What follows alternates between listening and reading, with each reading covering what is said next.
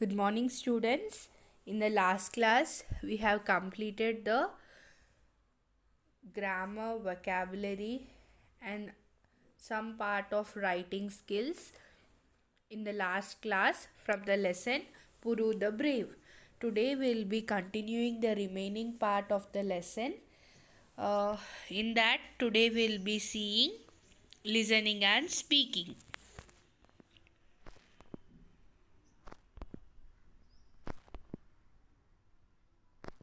In that you can see here, your teacher will read the passage Nepal and the Himalayas. Listen carefully and answer the questions given below. Here they have given you an image. If you see here, you can find big mountains, isn't it? And one map which is it is showing Himalayas, Nepal, uh, some part of India and China, isn't it? And down you can see people uh, and different types of mountains and people going to different types of works, isn't it? So we will see that story. I'll read. While I'll be reading, you listen carefully. Afterwards we have to answer the questions which are given. Nepal lies between India and Tibet. Among the Himalayan mountains, it is a country of mountains and valleys. The tallest mountain in the world, Mount Everest, is in Nepal, and there are several other mountains nearly as high. When mountaineers try to climb Mount Everest, they take the help of the Sarfas who live in these mountains to carry heavy loads and to act as guides. A long time ago, the Sherpas crossed over the mountains from Tibet and made their homes along the slopes of the Himalayas in Nepal. So they are rather like the people of Tibet to look at. Here, life is hard, and the entire family, including the children, have to work to get enough to eat. The Sherpas grow potatoes, barley, garlic, and other vegetables.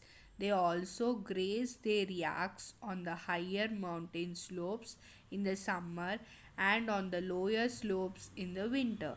The Sherpas use them for almost everything they need.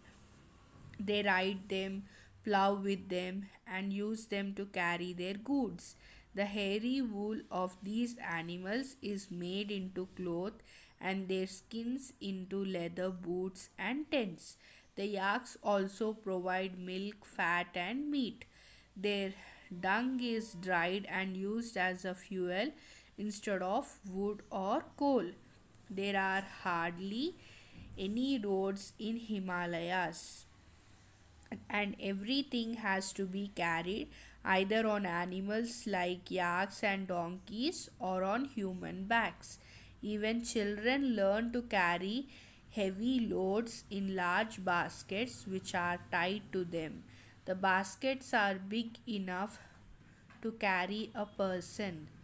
The highest mountain tops of the Himalayas are cold, cheerless, and covered with snow, but lower down, no one no can but lower down one can find flowers in the spring and summer, and fire trees too. There are colorful butterflies, kites, and eagles in the skies, and black and red Himalayan bears hiding in the rocks. Though the Sherpas lead a tough life in their beautiful country, these small dark haired people are always cheerful, and like most Buddhist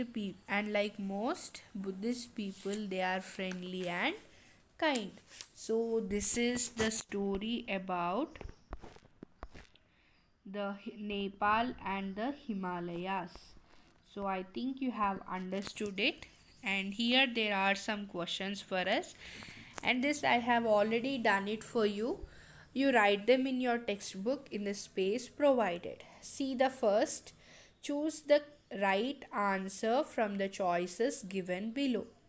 First one, the passage is about. The passage is it about Nepal or the Himalayas, and the Sherpas? None of these. Yes, it is the Himalayas and the Sherpas. It is C. First one is C.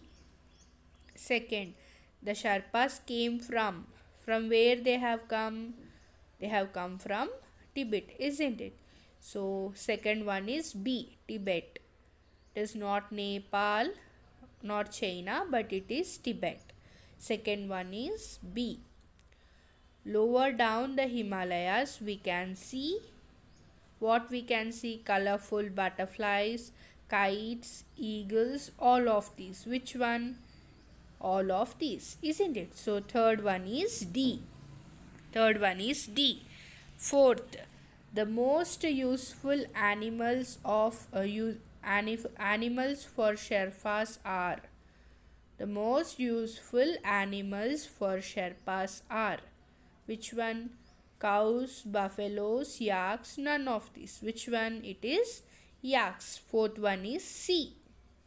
First one is C, second one is B, third one is D, and fourth one is C. See the Roman number 2.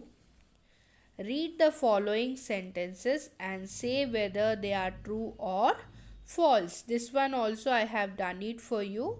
You write them neatly in the space provided for you in the textbook. See the first one. Mount Everest is in India. Is it in India?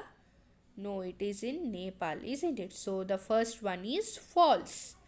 Second one, there are many roads in the Himalayas. Is it true or false? It is false, isn't it? So the second one is also false. Third one, even the children of Sherpas carry heavy loads. Is it true or false? It is true. Third one is true. Fourth one can find flowers on the tops of the Himalayas. Is it true or false? It is false. So the first one is false, second one is false, third one is true, fourth one is false. See the Roman number 3. Work in groups, ask and answer the following questions. So this one also I have done it for you. If you have space in your textbook, you write in it, or else you write them in your notes. Okay. See the first question. What are the modes of transport in the Himalayas? What are the modes of transport? Yes, it is animals like yaks and donkeys or human bats. So, first one answer is animals like yaks and donkeys or human bats.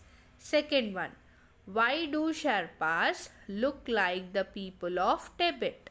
Second one, why do Sherpas look like the people of Tibet? Answer is Sherpas look like the people of Tibet because the Sherpas have come from Tibet.